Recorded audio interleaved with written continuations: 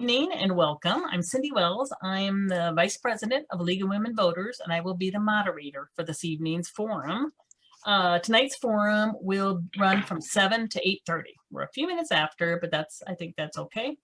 Our timekeeper tonight will be Lisa. If you want to say something real quick, is everybody say Lisa? She will be keeping track of the time. Every question is 2 minutes for your response.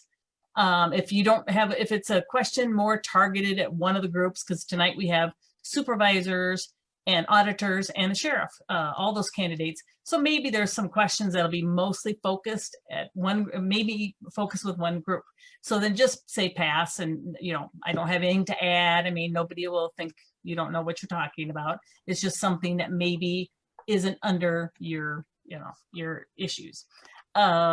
So Lisa will be our timer, and at 30 seconds before you have to be done, there will be a little timer that you're going to hear these little beeps. The first person will make sure everybody hears that.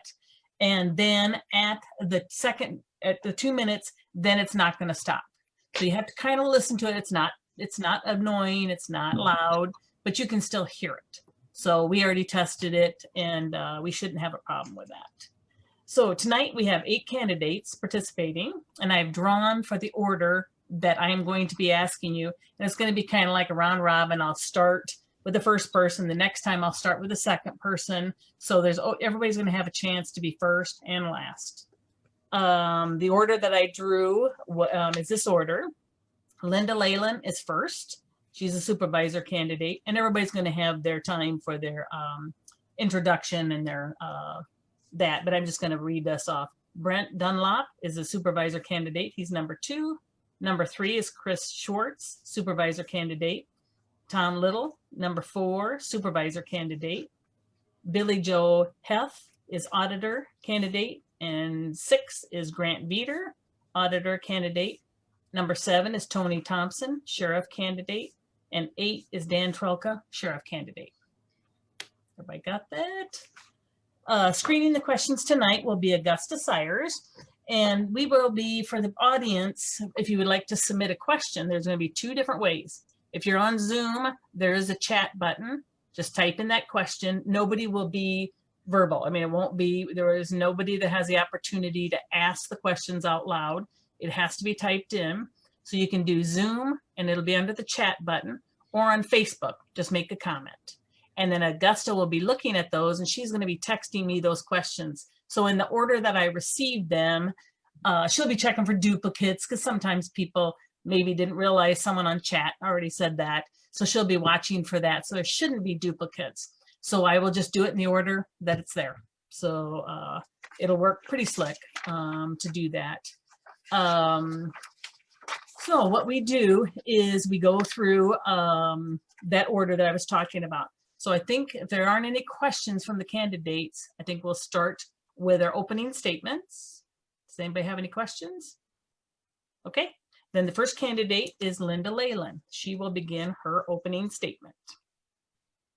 Okay, can everyone hear me all right? I want to say thank you, first of all, to the League of Women Voters for sponsoring this event for us. As we all know, COVID has been a difficult year for us in many ways, and it certainly has impacted campaign forums and debates. So thank you for putting this on tonight. As said, I'm Linda Leyland is my name. I'm a lifetime resident of Black Hawk County. I have been a supervisor for 8 years, and I am the only female on the 5-person board.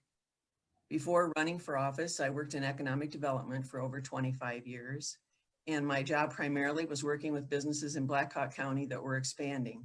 And some of those were business expansions. Most of them were job creation expansions. So it was a very rewarding job, and I did enjoy it. But when I was asked about running for office, I thought about it for about a year, talked to a lot of people, did some research on it, and decided it was something that was very important to me, to work with the health department, Veterans Affairs, conservation, roads and bridges, all areas that are important to our quality of life of the residents of Black Hawk County.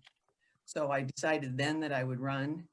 And last week or a couple of weeks ago, I was looking at my campaign materials that I have been using for previous elections.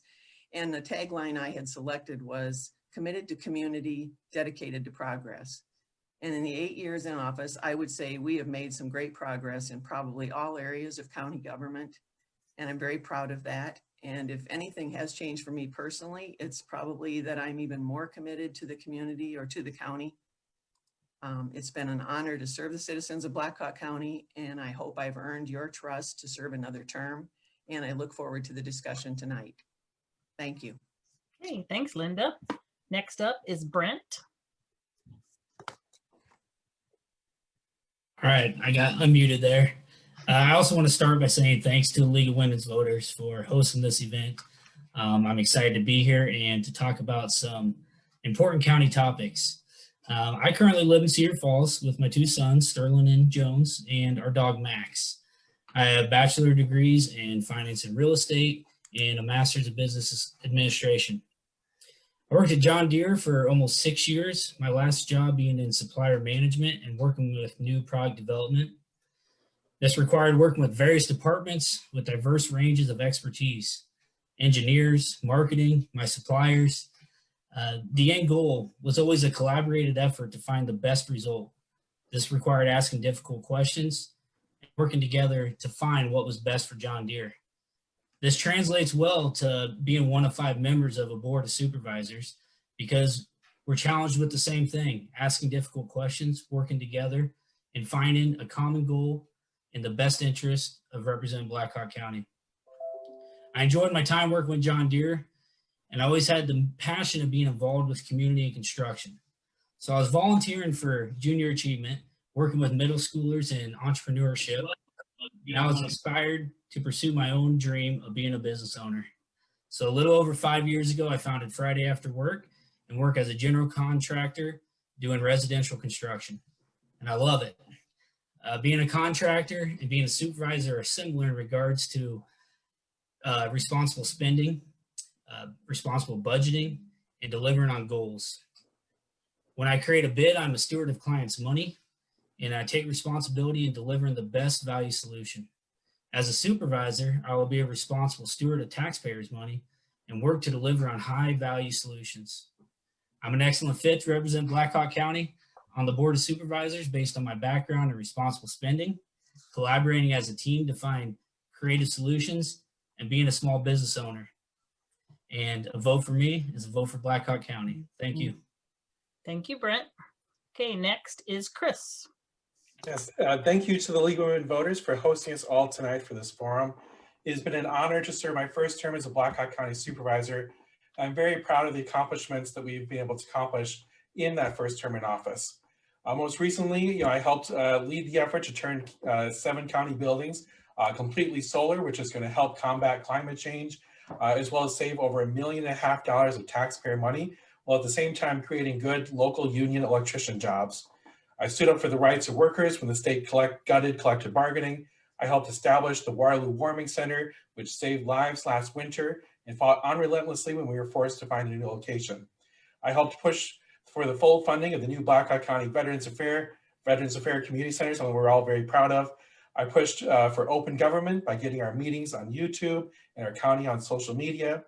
I've consistently supported for more investments in our infrastructure and roads, including the Cedar-Wapsie Bridge, and including the drainage techniques that we're experimenting with to improve our gravel road system. I work well with all my fellow county elected officials and county staff. When I disagree on an issue, I always come right back together to work on the next issue. I've done everything I can to keep our community and our employees safe during the COVID-19 pandemic, using science-based knowledge backed by public health experts. I continue to push for more investments in infrastructure. I exercise leadership on watershed management and flood resiliency. I've never once missed a meeting of the Board of Supervisors. I stay very involved and invested in our community. I offer my voice to anyone who feels left out, in need of a friend, or left behind.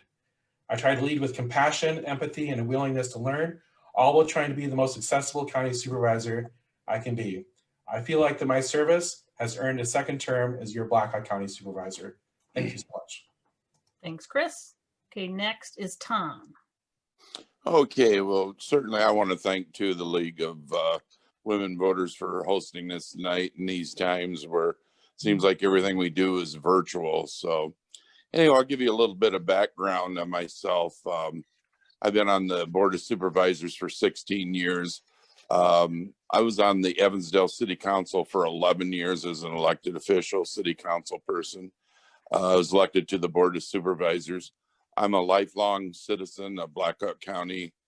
The only time I left Black Hawk County is when I served in the United States Marine Corps. I'm married to my wife of 47 years. We have 3 children and 6 grandchildren who also live locally here and graduated from local Waterloo community schools.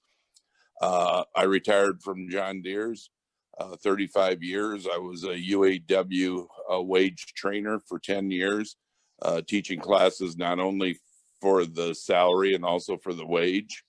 And I've been a 47-year member of local United Auto Workers, Local 838. Thoroughly enjoyed my time on the Board of Supervisors. We've been very, very productive over the years. I've had the privilege to serve with some very good colleagues on the Board of Supervisors, and hopefully we'll have a chance to talk about the condition of the county as the night goes on. But I will tell you, the county is in the best shape it has been, and it has in the past and is in the future. As far as the reserves that we have, our health insurance, and also our infrastructure, whether it be the buildings or the bridges and roads. So again, I thank you again for allowing us to talk, and hopefully we can have some good, productive discussions tonight that'll inform the public out there when they make their decision. And again, I ask not only for your vote, but also for your support. Okay, thank you, Tom. Next is Billy. Joe? Hi, thank you, League of Women Voters of Black-Hawk-Bremer counties for hosting this forum. My name is Billy Jo Heff. I am running for Black Hawk County Auditor. I live in Cedar Falls with my husband, Todd. I have been the payroll and accounting manager for the Black Hawk County Auditor's Office for the last 4 years. I manage the processing of payroll for over 400 employees. I also manage the accounting functions of our office, which includes auditing and processing invoices for payment from all the departments within the county. I also work closely with the county's finance director on the annual financial audit. And as a matter of fact, our auditors will be on site next week. I am a former auditor with the State Auditor's Office, where I audited counties as well as other government entities. I brought that experience with me to the Black Hawk County Auditor's Office, and I still use the State Auditor's Audit Program. I'm a proud graduate from the University of Northern Iowa, where I received my accounting degree. During my time in the Black Hawk County Auditor's Office, I've made it a priority to work with staff to evaluate and improve processes.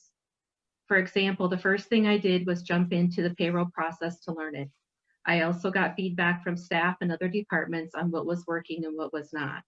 It was important for me to make sure that all 3 payroll staff were cross-trained and that we have a standardized process. We were successful in reducing payroll processing time down from 3.2 days to 2.5 days. I'm not afraid of a challenge or to jump in when work needs to be completed. One of the aspects of my current job is that I get to work with all departments. I have gotten to learn a lot about other department budgets, grants, and reporting requirements. One of the things I enjoy the most is helping departments get the information they need from the financial system or build reports to pull the information they need. If elected as your county auditor, I will continue to look for opportunities to maximize efficiencies while ensuring public confidence. Thank you again for this opportunity, and I also look forward to the discussion tonight. Thank you. Thank you, Billy Joe. Next is Grant. Thanks, and thank you to the League. I'm Grant Veeder. I've been serving proudly as county auditor since 1989. A lot of things have changed in that time, and it's important for me to keep up with the changes that keep happening in things like the law, technology, and communications. The most important thing is to keep giving good service to the citizens of Black Hawk County. Our office has a strong record of giving prompt, efficient, and accurate service. In addition to typical county auditor duties, my experience and abilities have led me into various other responsibilities. I'm a team player. I serve on numerous county committees like the security, insurance, real estate, space utilization, county policies, and other committees. I'm looked upon as a resource, not just in my own department, but for other department heads and staff. Other county auditors look to me for my knowledge of the law, and they look to me for advice. I also know where to look for advice. I have friends and associates at different levels of government and in the community that are there to help my office and the county when needed. I have for many years been on the board of directors of the Iowa State Association of Counties, the Iowa State Association of County Auditors, and the National Association of Counties. I have also served on numerous committees and task forces for the state of Iowa, usually involving elections or property taxes. I'm currently on the Iowa Secretary of State's County Auditors Working Group and the Voting Equipment Board of Examiners. Being in all these organizations in and of itself doesn't make me a good county auditor, but it's being a good county auditor that has resulted in my being chosen for these organizations, and my value has led to my longevity on them. I want to continue to be a good public servant and a trustworthy source of reliable information for the public and my colleagues at the local, state, and national levels. People know that they can turn to me and my office with confidence. Thank you. Thank you, Grant. Next is Tony. Well, Cindy, thank you. Thank you for the opportunity to be here tonight, and thank you to the League of Women Voters for hosting this. As many have said, it's been a tough year with COVID trying to get in front of voters and our constituents, so I appreciate the opportunity. About the time that Grant was first elected, a young snot-nosed kid from Winterset, Iowa, thought that he could wrestle at the University of Northern Iowa and transferred from Buena Vista College to come over. And I've been here a little over 30 years now. I'm very proud to call Black Hawk County my home. I've been married to my wife, Janelle, for 27 years. I've raised 2 sons in Black Hawk County. They are now sitting down roots. My oldest just got engaged and has bought or is living in Cedar Falls in his first home. My youngest is starting to try and figure out how his first job is going to help him get his first house here in Black Hawk County. So we're excited, and I'm proud to be from Black Hawk County and to represent Black Hawk County today. I've been with the Sheriff's Office now for 26 years, and the last 12 years I proudly served as your sheriff. I've worked in nearly every facet of the Sheriff's Office, overseen now for 12 years every facet of the Sheriff's Office as well. As the sheriff, I also wear many hats, like Grant has alluded to. I get the opportunity to serve on many, many committees and boards. I'm also prideful, much like Grant, that I've been solicited by those board members to take a leadership role. I will be the incoming president of the State Sheriffs and Deputies Association beginning in January. The mayors of Black Hawk County elected me to the president or the commission chair for Black Hawk Emergency Management. All of the chiefs of police elected me to chair the Consolidated Communications Board, the CJIS, Criminal Justice Information Systems Board for Black Hawk County, as well as the Tri-County Drug Task Force Board. So I think when we talk about our campaign slogan this year is earning your trust every day. And those are some of the ways that I think we validate that slogan, and that we work, that I work every day to try and continue to earn that trust. So thank you again for the opportunity. I look forward to this, this opportunity to engage. Thank you, Tony. Next, Dan. Hello, Cindy, and thank you, League of Women Voters. I'm Dan Trelka. It's telling me my internet connection is a little unstable. I was born and raised in Wisconsin. I grew up on a dairy farm. I graduated from high school and I joined the Marines. My wife and I have been married for 33 years. We have 12 children and 2 that we take care of. We currently have 8 children in our home. We do foster care, plus we've adopted several children that have come out of foster care. I started my law enforcement career as a deputy sheriff in Colorado. I worked north of Denver. It was a very active area, but we had this longing to get back to Wisconsin. So I applied to get back to Wisconsin in 1992, and I was hired by the Sturgeon Bay, Wisconsin Police Department. I came up through the ranks in Sturgeon Bay, serving in almost every capacity. And when I was 46 years old, I had this urge to test my skills. I had put myself through college and got an associate degree, got a bachelor's degree, got a master's degree. attended the FBI Academy, and ultimately became certified as a public manager, and I wanted to test these skills. So I started applying across the country, and I was offered the job in Waterloo, Iowa. Buck Clark offered me the chief's job, and I took it. When I came to this department, morale was in the tank. Officers were handling over 80,000 calls. And within 9 months, the mayor and the council asked me to take over the fire department. I did that for 5 years and decided in 2019 that I was going to retire from the city of Waterloo. When I did retire, crime had dropped 32%, juvenile arrests were down 50%, armed robberies were down 50%, disorderly conducts were down 80 to 90%, and the officers were handling about 50,000 calls per service, and morale was very, very good. I ran for the County Board of Supervisors in 2018, and the citizens decided they were going to elect me and have me represent them as one of their board supervisors. That validated to me that I was a viable candidate to represent citizens throughout the county. I was approached to run for sheriff. I contemplated it for a couple weeks. I talked to other people encouraged me to run for sheriff. And when I evaluated it, it just seemed like a natural segue going from the police chief to pursue the sheriff's position. I don't want to see our crime rate go up. I want to do all I can to have fewer and fewer people coming back to the county jail. I do believe that people need to be held accountable. As a matter of fact, I was responsible for working with the officers to coin the phrase at the Waterloo Police Department to hold the worst accountable.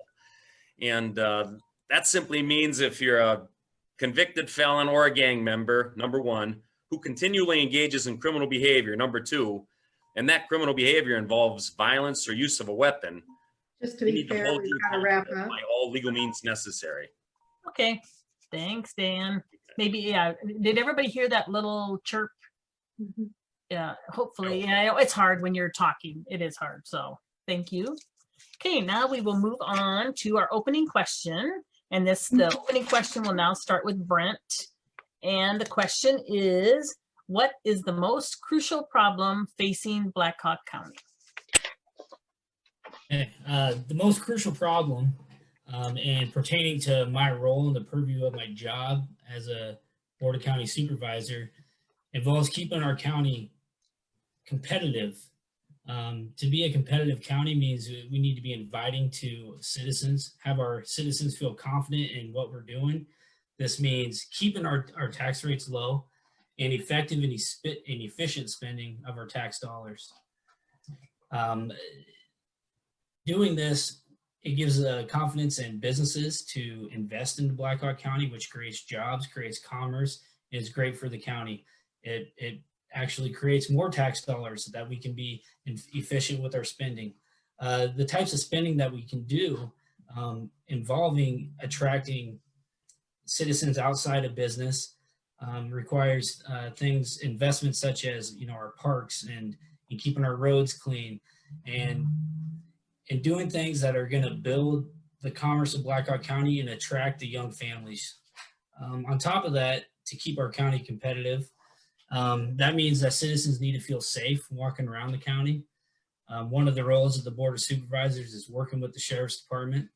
I'm eager to work with whoever is the sheriff and work to make sure that they have proper funding. I will never cut their funding. Make sure they have proper funding to be able to continuously improve and to make decisions and organizational improvements that keep our county safe. A safe county and citizens feeling confident to walk around and do commerce from store to store. That's what allows a county to thrive. And that's the most crucial aspect, is keeping our county competitive. Thank you. Thank you, Brent. Now, Chris. Thank you, Cindy.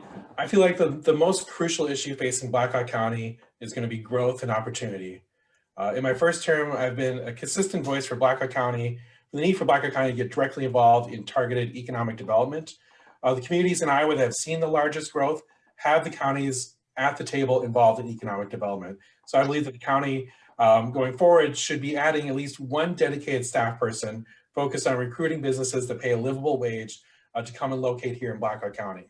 I believe that we should also explore matching grants from our county to residents to spur investments in our aging but historic housing stock, which could create a lot of local jobs and stabilize the property tax base. When I ran in 2016, I proposed, and the people supported, a raise in minimum wage.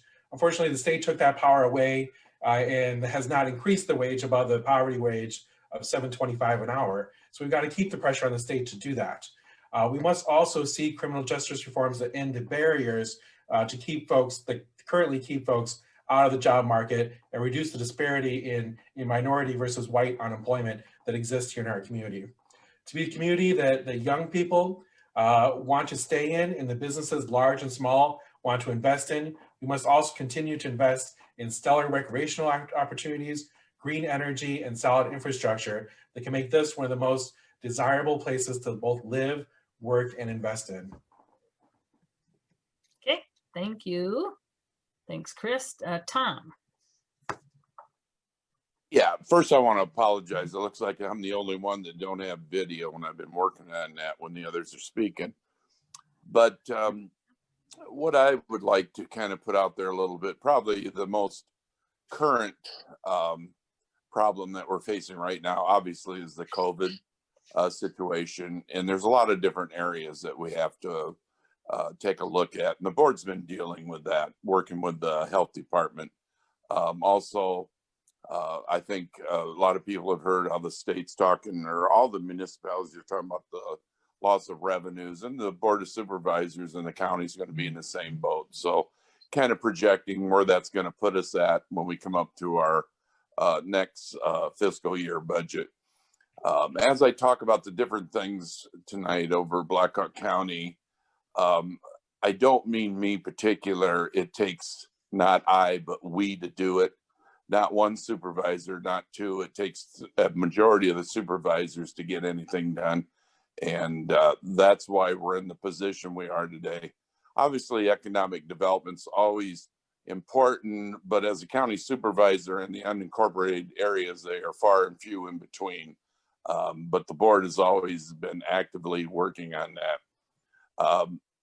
As far as problems in the Black Hawk County right now, to be honest with you, Black Hawk County, due to the collaboration over the years of different supervisors, we are in probably one of the best shapes we've been in.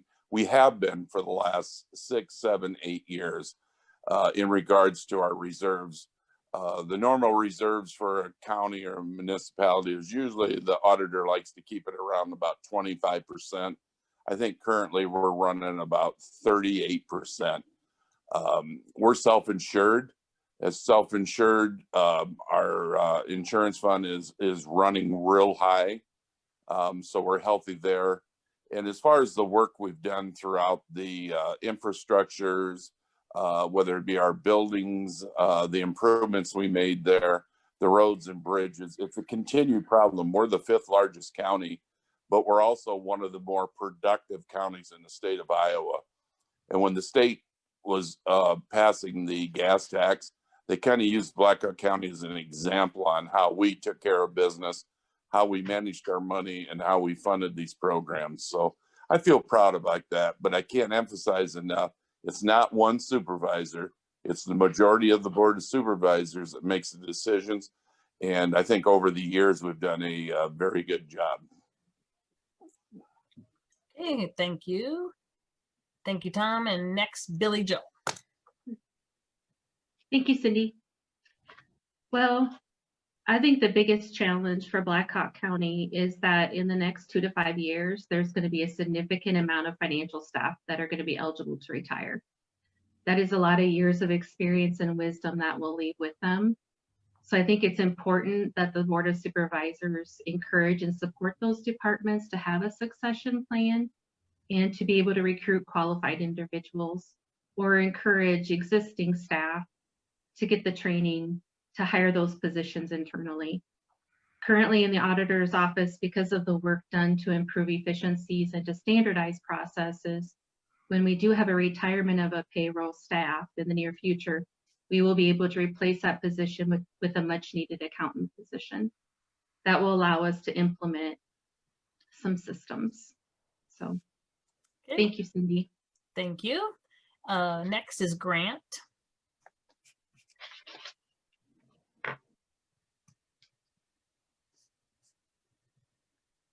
Grant is muted.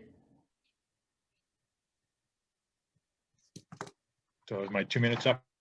No. Okay. There are many crucial problems facing the county and its citizens. The dangerous pandemic has caused economic difficulties for many people and businesses. It also aggravates serious issues like mental health, food insecurity, and homelessness. But I think the most crucial problem facing the county is the problem that faces everyone on the planet: climate change. Even if the pandemic rages on another year, it will end as past pandemics have ended, and things will return to some form of normality. But the effects of climate change will only worsen unless drastic measures are taken worldwide. And time is running out before irreversible damage occurs. Leadership on this on the national level is lacking. Until that changes, leadership needs to come from the state and local levels. I'm proud of the Black Hawk County Board of Supervisors and the other county employees involved in planning and approving a solar energy alternative for 7 county buildings, as Chris mentioned earlier. It's not that much, but it's a start. And it's the type of thing that needs to be replicated everywhere to make a difference. I hope that Black Hawk County will continue to take this threat to our planet seriously and be a role model for other local governments to follow. Thank you. Thank you, Grant. Okay, now Tony. Well, I didn't expect to have to answer all of the county's woes and means as I focus on the sheriff's office every day. But I'll tell you, having been around the county and engaged the last 12 years at the administrative level, I will tell you my opinion of that. I agree with Grant. I think mental health is a huge issue. I think the divisiveness right now that is plaguing all of the country is a huge issue here in all of Black Hawk County. And I agree with Grant that it takes local leadership to help bring our county together. One of the greatest pieces that makes Black Hawk County unique, that makes Black Hawk County great, is the fact that we are one of the most diverse communities in the state of Iowa. And we should embrace that diversity.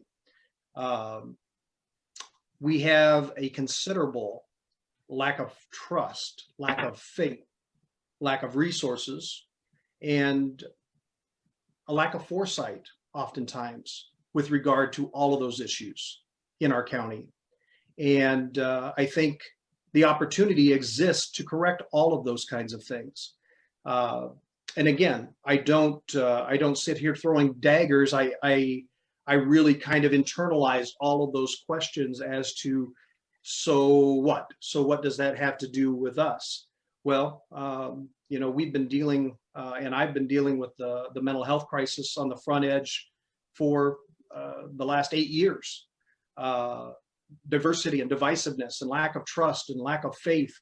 I just came back from Council Bluffs today. I sat on the Visions of Equity Task Force for the Iowa State Chiefs of Police and NAACP for Iowa and Nebraska. And I'm very energized by that process moving forward.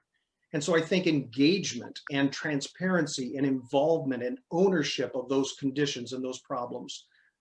And then again, championing the fact that we have the pleasure and the opportunity to represent one of the most diverse populations in the entire state.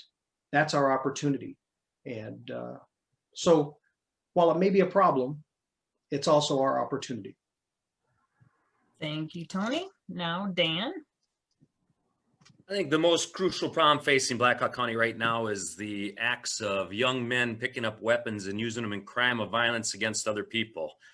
That impacts everybody in the entire county, whether you live in Hudson, Waterloo, Cedar Falls, because it makes businesses leery to open here. It gives us a lot of bad press. It's bad for our economy. So that's a problem I'm going to enjoy tackling. I actually want to lower the jail population. Like I said, I want to hold people accountable. People need to be held accountable. But people coming out of jail have fewer services offered to them typically than people do coming out of prison. I want to offer GED classes to inmates because a GED, a high school diploma, can be the difference between working the front counter at a fast food restaurant or becoming a manager.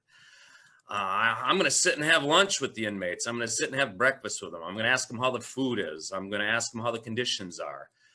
I want to find out from them what we as a community can do so they don't end up coming back to jail. And I'm not saying throw a bunch of money at it. What I want to do is I want to identify clusters. My theory is we're going to find clusters in transportation. That's a need in Black Hawk County. Waterloo itself is 63 square miles. That's a very large area. If somebody doesn't have a license, it's difficult for them to get to work. If they don't have a license, they don't have transportation. Housing is going to be an issue. Mentoring is going to be an issue. Job skills, jobs. If we can make headway in this area, we can make headway for the entire county. So that's what I think is the most crucial issue in Black Hawk County. Thank you, Dan. Now, Linda.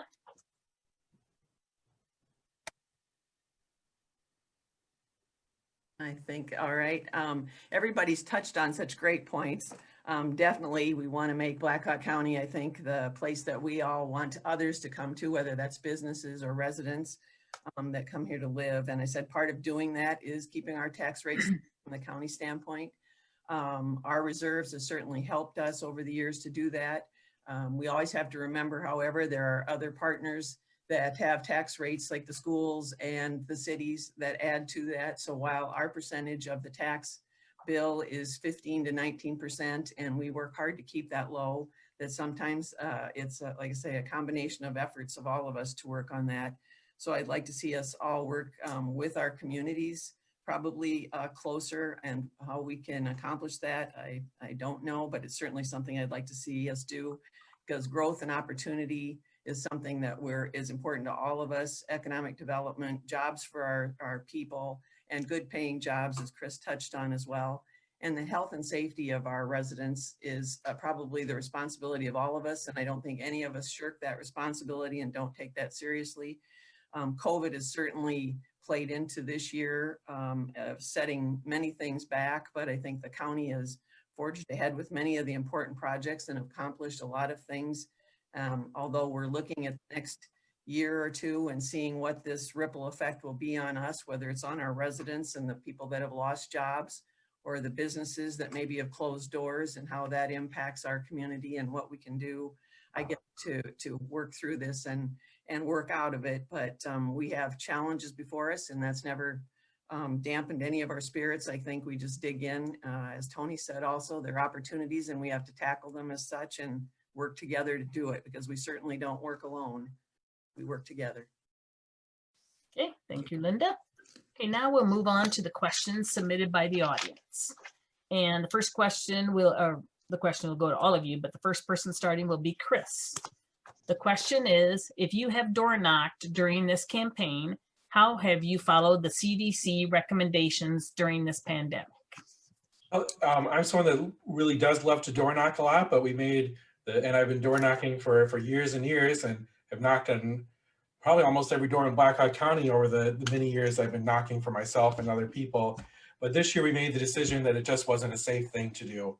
And so we decided to put the health and safety of the community above any personal political gain that there could be. So as much as I miss having the opportunity to have those conversations at the door, we just decided that it was best for us to not be going, because you don't know what's on the other side of the door. We don't want to put our volunteers in that kind of situation either. And we knew it would make a lot of people uncomfortable. So we just made the decision this year, as tough as it was, that we were not going to knock on doors.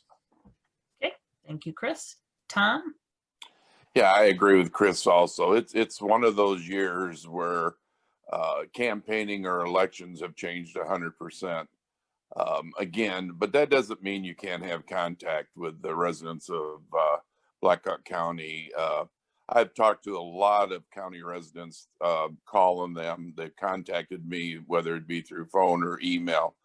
And I think I'm well known enough that I've talked to so many people this past 6 months that they've let me know what their concerns are and everything. And then a lot of times they don't agree with you, but they do agree with you.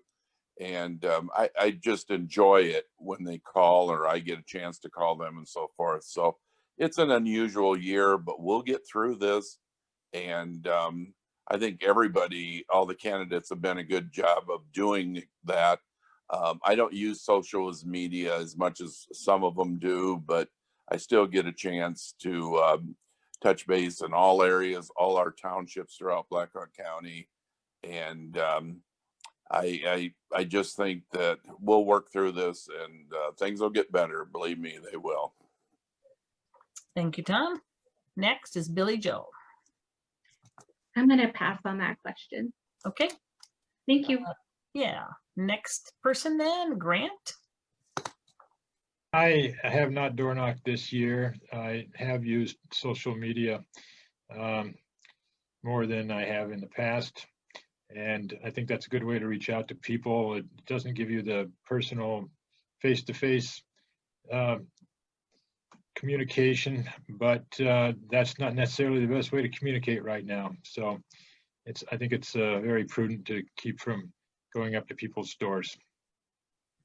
Okay, thanks, Grant. Tony. I agree. It's not wise to go, you become the vector, right? Whether you're knocking on an 80-year-old lady's door or a healthy family's door, you are the person that then becomes the vector for introducing that virus, whether you have it or you're carrying it on you or with you. So it's not prudent, it's unwise, and probably just ill-advised to do that. So we are not doing door knocking at all, but we certainly are using social media far more than I ever thought we would, and videos, and trying to be excruciatingly creative on how we reach new and untapped markets that way as well. Again, this is a difficult year, but door knocking is not the way that our campaign has chosen to move forward, just because it's a bad idea. Okay, thanks, Tony. Dan. I have knocked on hundreds of doors. And the first thing I say when I knock on the door is, listen, I'm going to keep my distance. And I expected I'd come across at least one person that complained. Absolutely nobody has. I carry a mask with me wherever I go. So if somebody's more comfortable talking to me with a mask on, I will put it on. I have attended many, many events. I like outdoor events. I've gone to bars. I've engaged in the most interesting of conversations in bars. But I maintain social distance. I don't like areas where there's heavy concentrations of people. I'm just being very cautious. And the one thing I've discovered is our citizens really appreciate that even in these difficult times, that candidates are willing to come out and talk to them face to face. And it's also my impression that they appreciate that we're taking this pandemic seriously by maintaining that social distance, by wearing our mask, and we're respecting their comfort level in our conversations with them. Out of those 100 doors I've knocked on, not a single person has invited me to come into the house. If anybody did, I probably would refuse and just ask to speak with them on outside or on the porch. So I'm knocking on doors. I'm just doing it cautiously, sensibly, and logically. Okay, thank you, Dan. Linda. I did not knock on any doors this year, and for the reasons that have been mentioned previously, the CDC guidelines, and I think just being aware of people's feelings and thoughts throughout this process of COVID. I would like to take an opportunity to say to anyone, I've always encouraged our residents to contact us. We make our information available, but we don't hear from residents nearly as much as I'd like. And we are available, phone, email, text, whatever, and pretty much 24/7 for many of us. So please contact us, whether it's things you disagree with. We need to hear from you, and we represent you and need to know what your thoughts are, whether you agree with us or not. We need to explain sometimes our reasons for why we feel the way we do and why we make the decisions we do. So thank you for this opportunity again, League of Women Voters, to do the same. Okay, thanks, Linda. Brent. So I have also knocked on hundreds of doors. I've also had the opportunity with my business in general contracting. I work around the county, so I mix in the personal interactions with my everyday life. When I'm in a lot of different stores, retail places, Menards, we're required to wear a mask anyway. So chatting with people that I come across or meeting people at a gas station, it's really just natural in the way the way that I live. It's the way I've built my business. And a big reason for why I'm running for office is because I enjoy that type of interaction. When I do knock on doors, I always have a mask with me. I knock on the door, I step away from the door. When they answer it, I ask them, I hold up my mask and ask them, would you like me to put this on? And I will tell you, the resounding answer is no, that's not necessary. I've noticed that people very much appreciate that personal interaction. Is something that they miss. And it's something that I think that we need. A lot of people on the previous question touched on the divisiveness in the county, and a lot of that has to do with misunderstanding, I believe. We can be passionate or compassionate.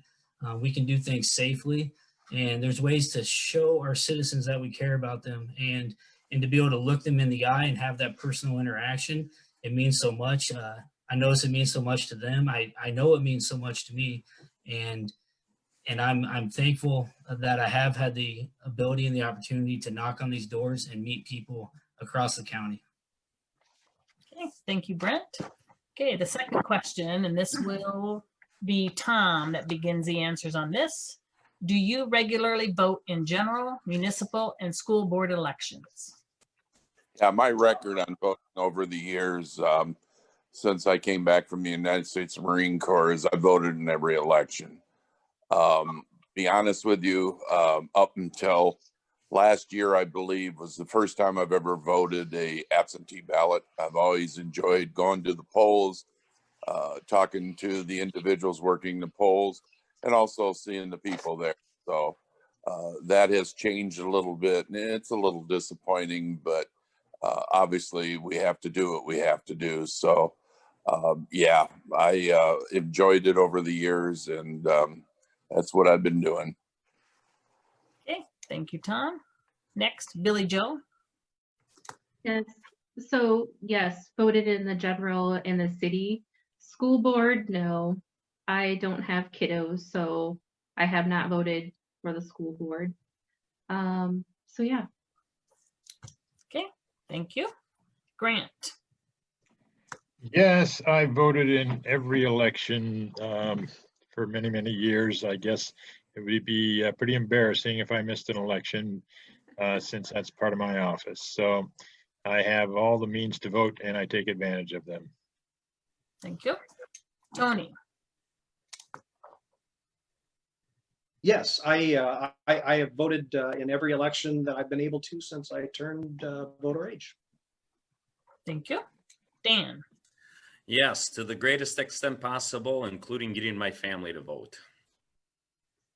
Thank you. Linda. I would answer yes also. There may have been some time I've missed back in, since I'm as old as I am and a long time ago, but I would say in many years, I voted every election. Thank you. Thank you. Brent. Regarding local elections, I have always voted. School board, I haven't voted. I do have kids now, the ages of 2 and 3, so I'm understanding the importance of that more. With local elections, even though I voted, I didn't always understand the importance of them, to be honest, and just how much large of a role our local government plays in the health of the community and the county. Things like mask mandates and putting into effects that really can drastically, it can just really affect our small businesses and the citizens. So I have voted, I'll continue to vote, and I have a much better understanding of the importance on our local elections. Thank you. Chris. Yes, I was raised to have the understanding that voting is a civic duty and that many people have fought and died, and it's quite frankly disrespectful to not vote, I think. And so you look at, I think my first election when I was 18, I voted in just some special bond referendum in Dubuque, and I researched it, even though I was just an 18-year-old kid. And I made sure I voted in all the school board elections, I vote in city elections, I vote in runoffs, I vote in special elections, I vote in primaries, I caucus, I even caucus in an off year because your voice matters so much, and so many people have given so much to make sure that we've got that voice. and we owe it to them to exercise that right and that freedom. Thank you. Okay, the third question we will move on to. And this will be Billy Joe that starts the answers. What did you or would you do to make the county solar project happen? I'm going to If pass anyone on wants me to repeat it, I'll repeat it if you need me to. I'm going to pass on that one. That's more of a supervisor question. Okay. All right, Grant. Yeah, I agree with Billy that that's more of a supervisor question. As I mentioned before, I'm very much in support of that sort of initiative, and will do everything that I can to encourage it, but it's not anything that I deal with on a regular basis. Thank you. Tony. I'm going to give a very brief answer simply because I was one of the ones barking just as soon as I took office. I recognized that the jail is one of the biggest buildings that we have, and any way that we could lessen the amount of demand on fossil fuels or anything else we were interested in doing. I recognized that we had an entire city square block of flat real estate up on the roof. So I was the one that started telling Rory and Rory's predecessor that we needed to start looking at solar. In fact, my range training facility draws very little power, but we're going to put solar out there, which I'm paying for out of non-tax-based funds. And I anticipate being able to give back to the grid a whole lot more power than that range training facility will ever use. So of all the facilities in the county, I think the range training facility is probably going to be generating the most return on investment. So I'm excited about that. Beyond that, I'll leave it at that. Thank you. Dan. What was the question again? Because my internet connection got spotty there and I lost you for about 30 seconds. Yeah. What did you or would you do to make the county solar project happen? Oh, I did. I voted for it. I'm all for it. Okay. So I think it's a good thing. All right. Thank you. Linda. In addition to what Dan said, yes, I did vote on it, but I said the solar project was something that the county's been looking at for several years. There was a lot of research done many years ago, back when even Frank Magsman was a supervisor, and kind of championed the cause for that. There was a committee that was formed. They visited other county facilities on solar, always brought that information back to the supervisors and had more discussion with us on it. And like I said, I think all of us were supportive of the project ultimately. So it was a great project for us that we were able to do, and glad to see that going forward now. And we even received a text earlier today that the first solar panels were up on the conservation building. So there's more work to be done on that, but seeing the progress on this and that we're moving forward with it, I think we all feel it's a great project for the county residents as well. We'll be saving those taxpayer dollars. There's like I said, just a lot of excitement in the area for this. So it's glad to be a part of it. Okay, thank you. Brent.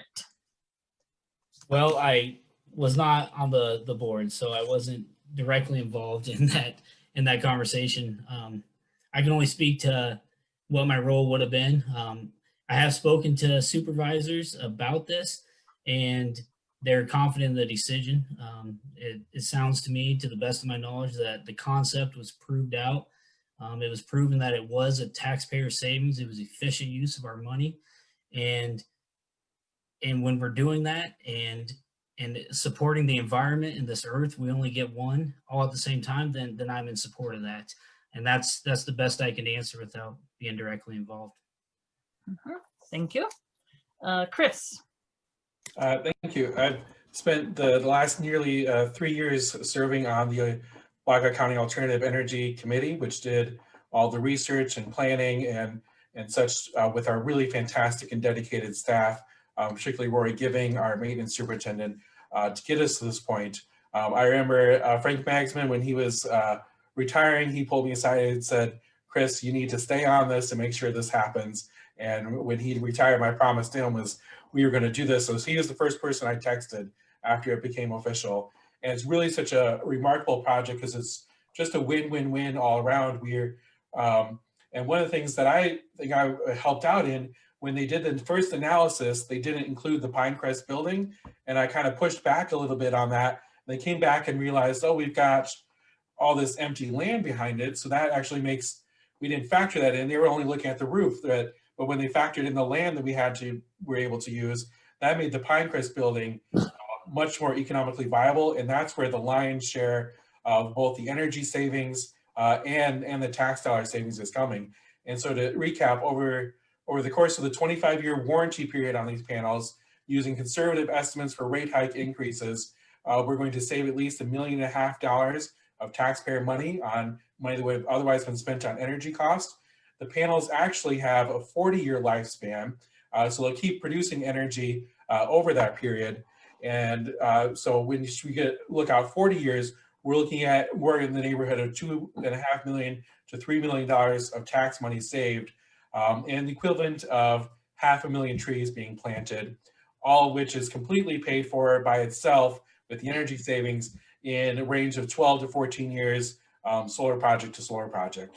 So it's been a real passion of mine. I appreciate the support of the fellow supervisors that helped make this happen, and the work that Frank Magsman started on this before I joined the board in 2016. Thank you. Tom. Yeah, talking about this, I'm a strong supporter of solar and also green projects. This particular project here, I voted no against it. And the reason I voted no for it wasn't the project. It was a good project, a lot of time spent. And like Linda indicated, we started this process years ago, probably 4, 5, 6, 7 years ago. And what we've done over them years was taking care of our buildings as far as updating the cooling and heating, getting rebates from Mid-America, making it more efficient, which all our buildings are. The reason I voted no on this at this time was I supported the program 100%. It was the idea of spending $1 million at a time of unknown, the unknown being this COVID, the loss of revenues that we knew were coming in. And I thought it was a time that we should probably catch our breath and maybe take this back up in the spring to see where we're at when some of these revenues come in. But overall, the program is excellent. It's a long-term payback, but anything that we can do to conserve energy, which we've done, there's not a building I don't think that we haven't updated in regards to the utility usage and drop that usage. And the solar is just going to enhance that. But my reasoning at the time was just simply spending $1 million when there were so many unknowns out there, because it's good to fund all these programs, but you have to make sure that you're not going to raise the taxes of the citizens of Black Hawk County, that you're able to sustain that. And fortunately, we do have a high reserve, and I think everything's going to be all right as long as our revenues don't drop too much and take that reserves down where we have to raise taxes in the future. So overall, strong supporter of energy, solar, and any other green project that we can come up with. Okay, thank you. Okay, the next question, which it probably will be our final question unless it goes real quick, but because it's 8:05 and we need it to 8:15 be able to do our closing statements. Question 4, and it's going to start with Grant. What have you done or will you do for the homeless population in Black Hawk County? Once again, that's more of a supervisor question, but I support the efforts that the board has made in helping homeless population, especially last winter when that home was, or that facility was open to keep people from freezing to death. And I know that Chris and Dan were both very involved in that. And what I liked about that was that they were looking for the people who had fallen through the cracks, that because of their situation of being having substance abuse problems or mental health problems, they were not going to be taken into other more traditional places that take care of the homeless. And you know, every human life is precious, even those people with problems like that. And be out in the cold of the winter is just terrible. And so I think the board made a good move there, and I hope they're able to continue with that this next winter. Thank you. Tony. So I'll start off by explaining when we knew that there was some dust up and some trouble with their loss of facility. I immediately started calling Chris and saying, hey, we've got locations. We can use the basement workout room at the jail. We can use the front lobby. Even so far as that, we thought that was actually going to happen. The fire inspector called and we're sprinkled, we're warm.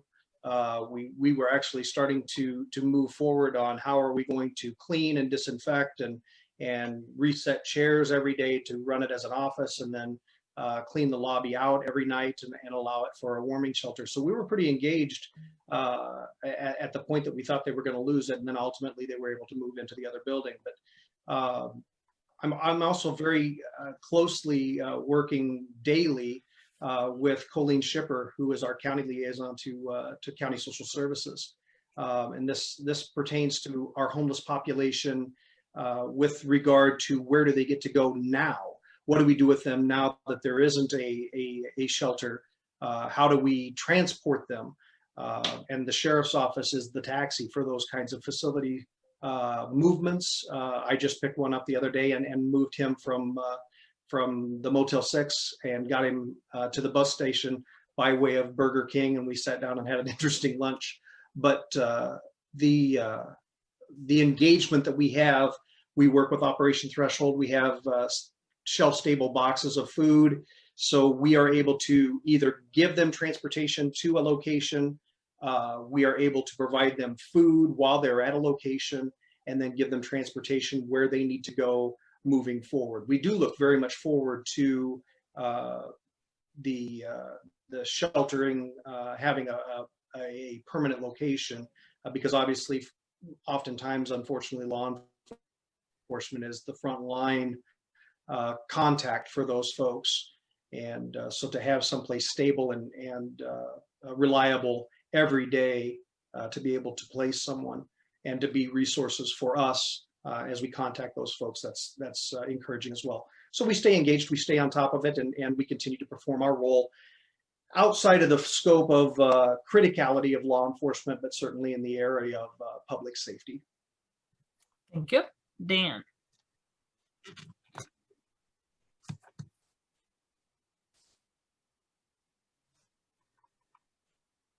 Are you on, Dan? Okay, my internet's getting spotty again, but Yeah. I've been involved with the homeless population from day one in Waterloo. And I was also involved in the homeless population in Sturgeon Bay in Colorado. But since coming to Waterloo, I've been involved with the Hospitality House. I've been on the board for the House of Hope for years now. Chris and I have worked jointly, as well as others, on the Warming Center. And the Warming Center ended up being a remarkable resource for our local law enforcement officers who come across individuals who are homeless, and they can take them to a shelter where they are safe for the night. Because we had far too many people sleeping in garages, sleeping in warehouses that are empty, sleeping under bridges, sleeping in parks. And it's a service that I feel we need to offer. I'm not a guy that wants to build a bunch of houses and give it to people. I'm a guy that wants to work with the homeless population and say, let me help you build something for you so we can maintain this together. Thank you. Linda. Well, definitely we know from the last couple of years that it's important to have a warming center or something that provides those services for the population that is so endangered through the critical months that we have in the winter. I know the warming center is, like you said, 2 of our supervisors have been working on that group, but our county social services, Black Hawk County Mental Health, Colleen Shipper, as Tony mentioned, is one that really works hard to assist people with places for the homeless. But there's also an effort underway in the community, and some of that started off maybe with the Stepping Up initiative, but we had some individuals that were very concerned and have continued to meet about transitional housing that would be for helping populations out of the jail and offering them some opportunities for housing, as well as people that are hard to place populations. There are waiting lists, as many of us know, to get into some of the housing projects. and something that we can't afford to wait on. So those efforts are continuing, and I'm glad to hear that the county and see that the county is participating in those efforts. Thank you. Brent. So working with the homeless, involvement in the past, I've volunteered with Habitat for Humanity. I volunteered at local food banks, and all that's very important to show support to the community, to all members of the community. In regards to what I would do as a supervisor in my role to support the homeless, I would just say that I would support the programs and conversations that talk about supervisors that have already been working on that, and that I can get some knowledge from in order to maybe give some continuous improvement and different ideas. I also, though, want to touch on that we shouldn't underestimate the power and the good of Iowa people and the people of Black Hawk County. You know, we've been through disasters, you know, the floods of '08, or we can just talk about the derecho that just went through Cedar Rapids and surrounding counties.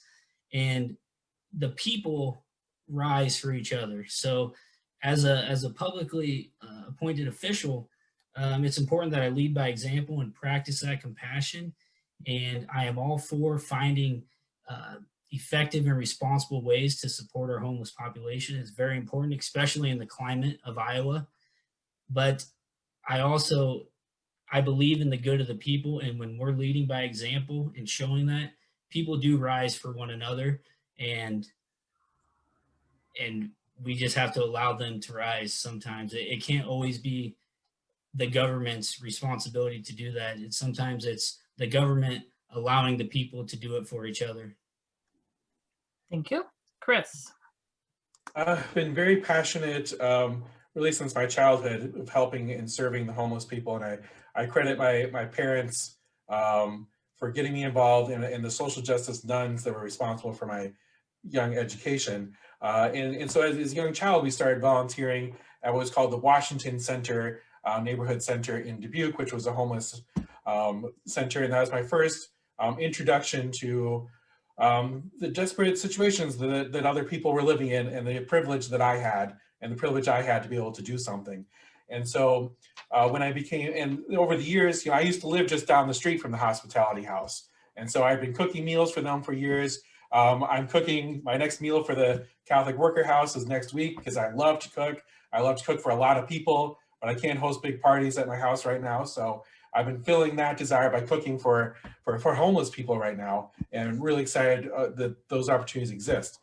Now at the warming center, Johnny had approached me from the hospitality house, since I had been her previous neighbor, and said, she pulled me to this coalition and said, we've got to do something, because the year before we had the polar vortex, which was absolutely devastating, and most people died on the streets in our community in those dangerous temperatures. And she pulled us into this coalition. Dan was pulled into that coalition as well, that said, we've got to do something here. And we can't let that happen again. And so we worked first with Abraham Funches at Jubilee Methodist Church, modeled ourselves after what was happening in other communities, and at places that didn't have sprinkler systems, and thought that we were in the clear. But then later, you know, found out abruptly we needed to find a new location. So I didn't let up until we found a new adequate location. We had really great offer from Sheriff Thompson that if we needed to, we could utilize the jail workout facility in the basement or the lobby. Then finally, Hawkeye Community College came forward with the use of their former Metro Center, which has now been sold. And we're very close to hopefully closing on a deal here in the next couple of weeks for a new permanent location that's going to have a sprinkler system. And it's going to be something that's going to be here for generations to come here.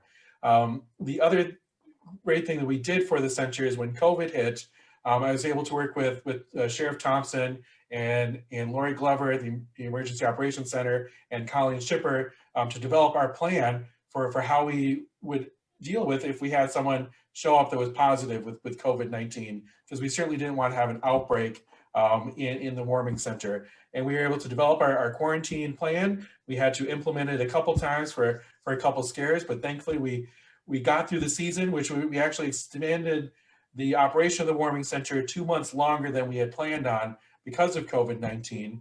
But we were able to get through that whole center without an outbreak in the homeless population. And that's a true testament to the cooperation that happened here, the work that happened at the Emergency Operations Center, and just very excited that this effort brought together so many people from different walks of life, different political stripes, and nobody asked, what side are you on? This.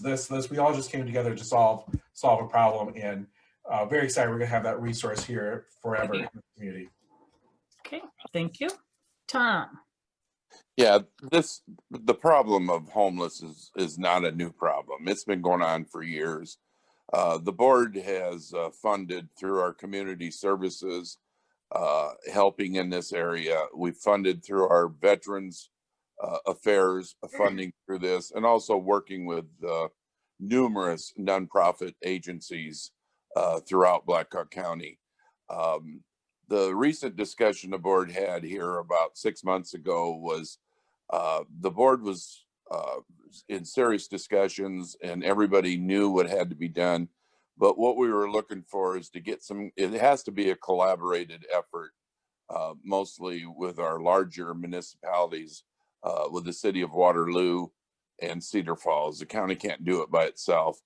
But as a supervisor, I also represent the cities, municipalities of Dunkerton, the LaPortes, the Hudsons, the Evansdale, Elk Run, Raymond, so forth. So we have to be conscious too of those areas, other than just concentrating what's right around the courthouse. And again, we have funded the various programs for years now. We'll continue to do that.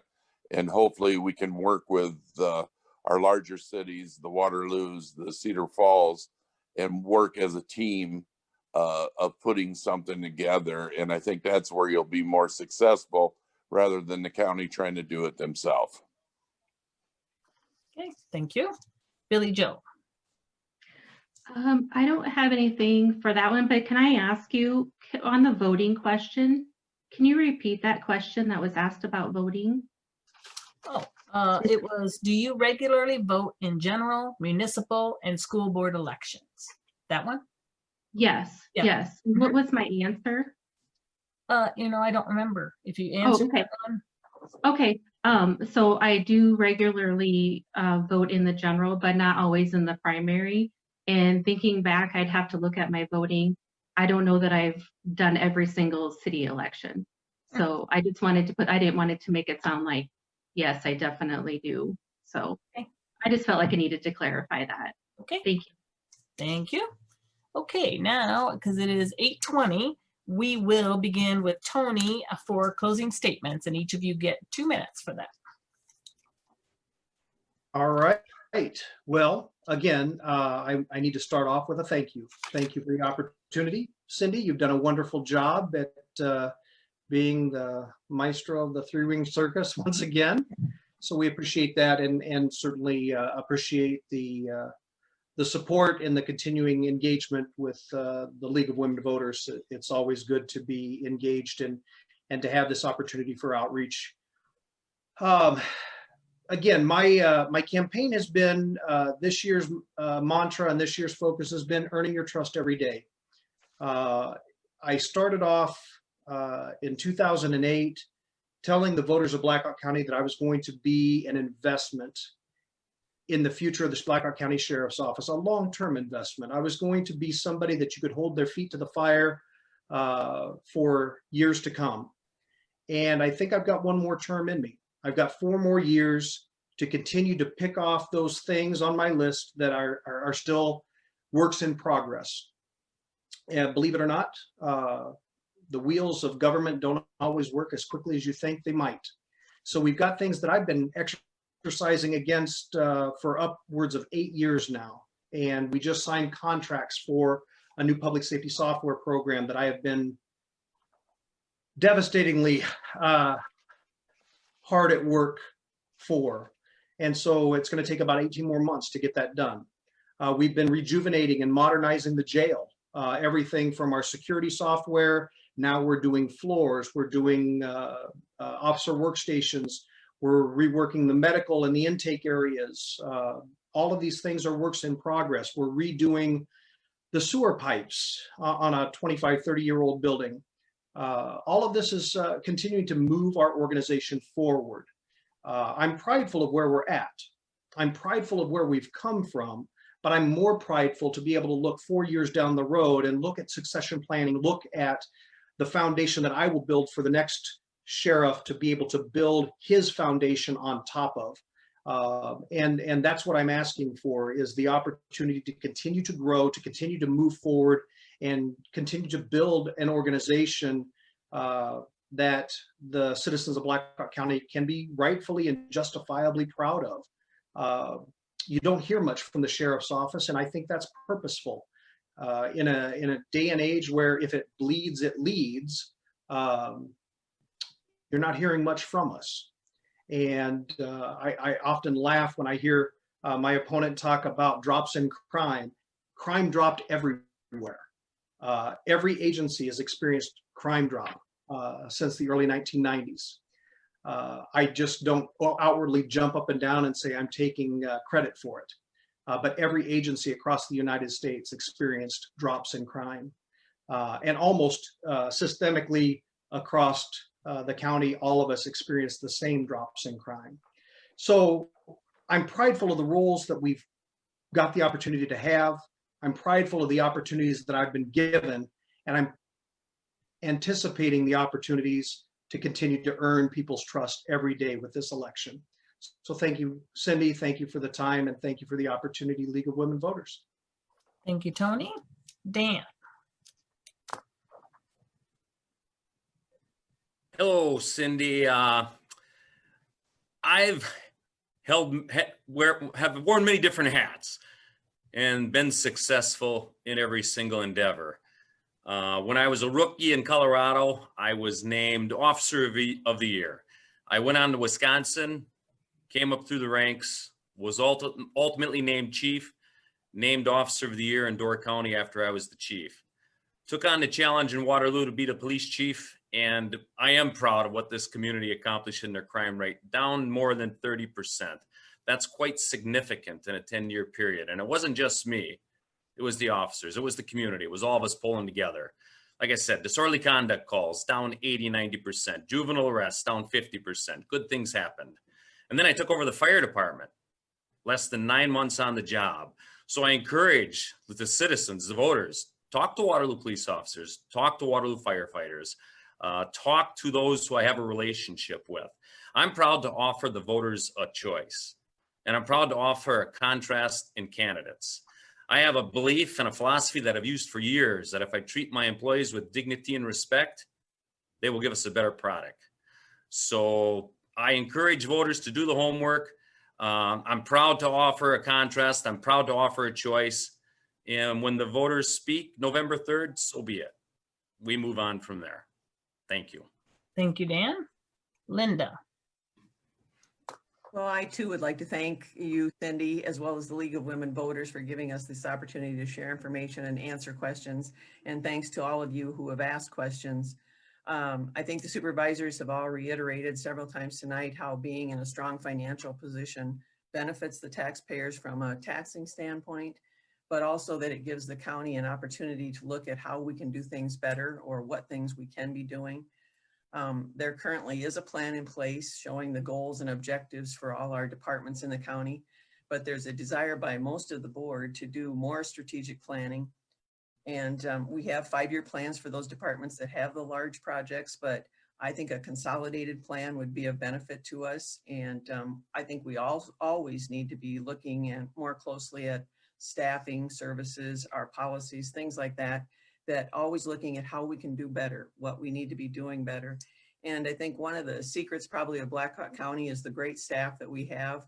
We have some of the best employees in the county, and it's working together with them. There's nothing that we do alone. They're very aware of that they're using taxpayers' dollars when they bring us projects.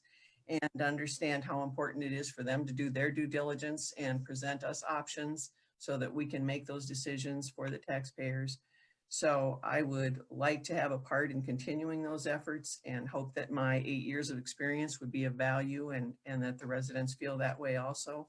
We've only touched on a small portion of the projects. The county has been very successful, as I said, in every department, and we'd be happy to share that and more with everyone. If anyone would have any desire to know more, like I said, the projects go on and on. But we've demonstrated good progress for our county as well as commitment. And I hope you'll give me the opportunity to do more, but we want to work together for a better Black Hawk County. So thank you very much. Thank you, Linda. Now, Brent. Well, I will reiterate, as everyone else said, thank you, Cindy, for moderating, and thanks to the rest of the League of Women Voters for organizing this event. It's a good opportunity for all of us to speak and share our voices and also learn more about one another. Thanks to the other candidates for being here as well. I decided to run for supervisor, similar to why I decided to start my own business 5 years ago. I want to lead by example, be a positive influence, and truly work to build a brighter future. I have my family here in Black Hawk County. I have my business here in Black Hawk County, and I'm going to be a Black Hawk County resident for years to come. It's important for me that I play a part and play an active role in building that brighter future. And that's where my campaign slogan came from. As a supervisor, part of building a brighter future for the county is ensuring that we're willing to ask difficult questions. We sit at a table, we collaborate together, and we truly prove out concepts. We leave agenda out the door. We focus on what is best for the county, the Black Hawk County. We adhere to the Constitution and state guidelines. And again, we focus on what we can do as a county supervisor. As your supervisor, that's something that I can bring. From my experience in product development to now my experience as a contractor, I constantly have to ask those difficult questions. I constantly have to reach the best value solution to the problem. And sometimes I just have to come up with funky or crafty ways to solve the problem. And that's the role of the supervisor, finding ways to represent our county, the best interests of the taxpayers. And I'll tell you, I would just be so honored to represent this great county. And I would appreciate your vote on November 3rd. Thanks again. Thank you, Brent. Chris. Thank you, Sydney, and thank you to all the League of Women Voters for organizing this forum tonight, for all the legislative forums you do, and everything that you've done over the years to encourage people to register to vote and make that accessible to people. You're truly a remarkable organization. We do live in uncertain and challenging times, and often people look with despair when they look at the federal or state government or the lack of progress. Well, people can look to the county government here in Black Hawk County under this current leadership and have a sense of pride and know that when passionate and determined people are in government, you can still make good things happen. It's whether we're talking about the things that we've all done together to address climate change or to serve our veterans or expand the recreational opportunities, things that we've done to invest our infrastructure, improve the safety of roads and bridges, and to be an inclusive and welcoming county, or to address the challenges of mental health. We are making good things happen together here in Black Hawk County. And I think that I've proven time and time again that I'm a leader who helps make progress happen. I wake up every day in the service of the people I represent, whether they voted for me or not. And while some people might think that the Black Hawk County exists in a silo, I know that it doesn't. Every year there are laws and allocations made at the state and federal government that impact our operations. There are decisions made in the courts that impact what the county can do, and they have a big impact on our people. And so I'm proud to be a voice to uplift those concerns of the people I represent. I'm also proud to be an ambassador telling the nation about all the good things that are here in the Cedar Valley, something that we all need to be cheerleaders for this community as we continue to grow and make this community prosper and thrive. I'm not afraid to stand up to special interests when I have to, if they're harming our people, and I've proven that. I've shown that I'm going to be am a voice that leads with empathy and compassion at a time that I really think that we need it most. And I value every community that makes up Black Hawk County. I make myself as accessible as possible, whether it's on social media, or whether it's at community events, whether it's by shopping at every grocery store in the county, which is one of the things that I do. I still volunteer as much as I possibly can. My fiance Logan and I love to open up our home, and we host community events where we invite the public to come for events for nonprofits and dignitaries. Many of you here have attended one of those fundraisers, whether it's for the really great Centennial Project for the Women's Right to Vote. And so, I've proven that I've got to Black Hawk County, that I'm a compassionate leader who works very hard every single day to make progress happen. And through my body of work, I'm ready, and I feel like I'm worthy of a second term as your Black Hawk County Supervisor. Thank you all so much tonight. Thank you, Chris. Now, Tom. Yeah, I too want to thank the organizers of this forum tonight. It's the only one we had this year. When I first ran, I had 9 forums that we attended. And obviously they were all in person, and it really was informational each time. I really enjoyed it. I stand here today to tell you, as a county supervisor, a longtime county supervisor, I'm proud of my experience and my knowledge that I have to give to the Black Hawk County citizens for the next 4 years. I also stand here to tell you there is not one department in Black Hawk County that has not been funded fully on their wants and needs, whether it be through staffing or whether it be for programs or so forth, equipment. It just goes on and on. So I feel proud that we did this, and we did this being responsible, fiscally responsible, to take care of all our departments in a large county like we are, the 5th largest in the state of Iowa, and also maintain the reserves that we have is really remarkable, because every time the state cuts a program or cuts back and say they're cutting your taxes, that means that it's dumped down on the next level, which is the county. And we sustain that. And I want to thank my fellow elected officials that are here tonight. I've worked with a lot of you for many years. And I also want to thank and applaud the 2 candidates, Billy and Brent, who's running, because as you can see, very few people step up to the plate and run. And Dan's a supervisor. He's running again for the sheriff. And I do thank you guys for doing that. So in closing, I appreciate the years I've been on the Board of Supervisors. I think I've been an asset. I do question a lot of things, but that's my job to do that. And I also recognize that I'm Black Hawk County for the whole county, all the different municipalities throughout the county, and also the rural and urban areas. And again, I thank everybody for coming tonight and participating in this. And hopefully it'll be some good knowledge for the voters when they go to the polls and decide on who they want to serve them in the future. Thank you all. Thank you, Tom. Next is Billy Joe. Sure. First, I want to thank the League of Women Voters for BlackHawk-Bremer counties for hosting this event. And we all know it's been a long time since the voters of Black Hawk County have had more than one candidate running for county auditor. And I think it's healthy to have choices. I am who I am is someone who cares about Black Hawk County.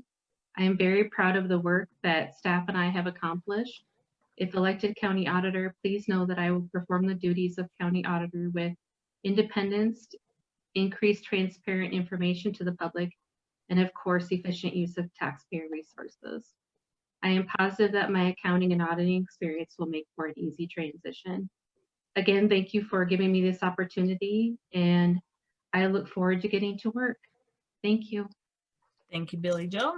Next is Grant. Well, my thanks also to the league. Thank you, Cindy. Thank you, Mike, Sherry, Gene Seelan. Thank you for your patience when I couldn't find your email.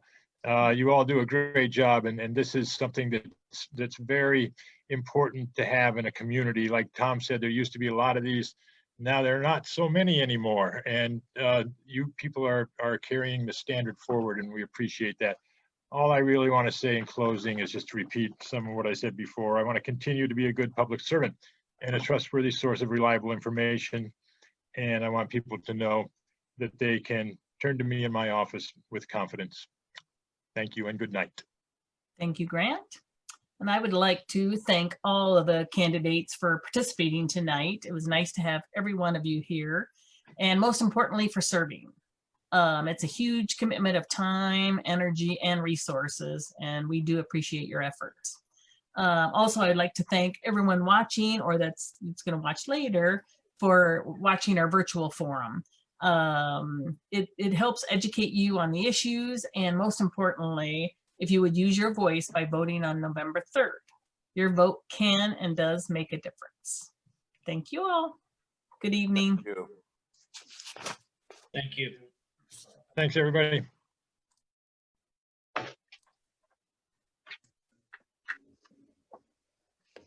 All right, goodbye.